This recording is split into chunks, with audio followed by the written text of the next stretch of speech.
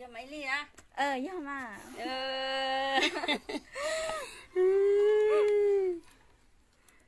Sao quá mà. Chỉ quá. Tham ăn đà xí. Sao quá là chỉ sai điอยู่.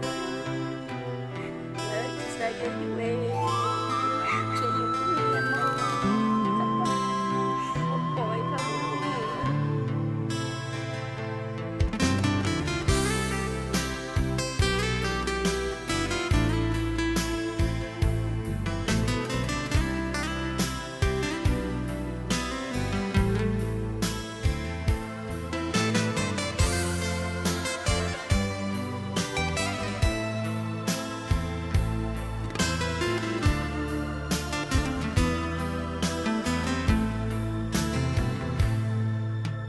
luôn dầu tia vô mùa có nó cho chi lo lu xia nữ trần của thì trâu con dầu tia cho xia cho chi tàu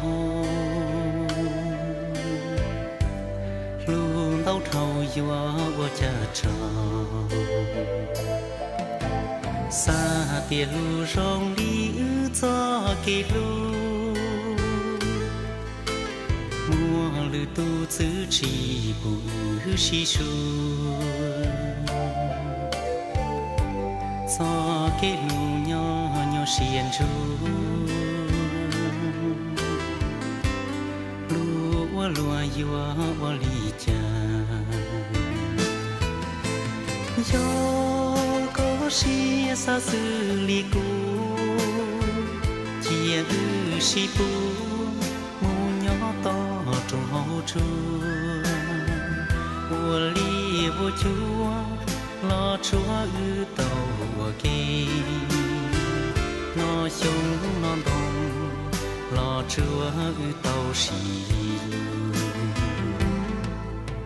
lúa chỉ cần ư lúa nia nô chê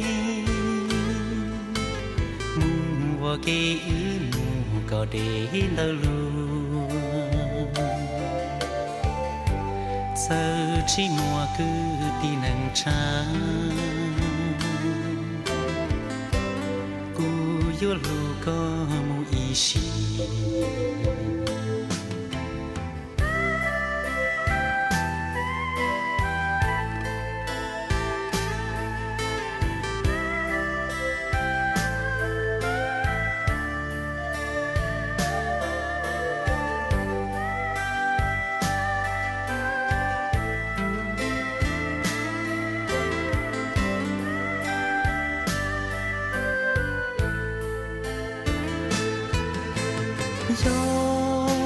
xia xa xứ li cu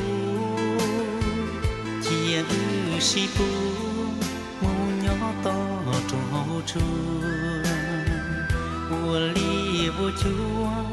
lo chúa ư tàu kê nó sông non đồng lo chúa ư tàu xì lúa chỉ cần ư lúa nia nô chê mùa kê ư mùa có để lơ lúa giờ chỉ mùa cứ đi nâng trắng cú yo lúa có mùa ý xì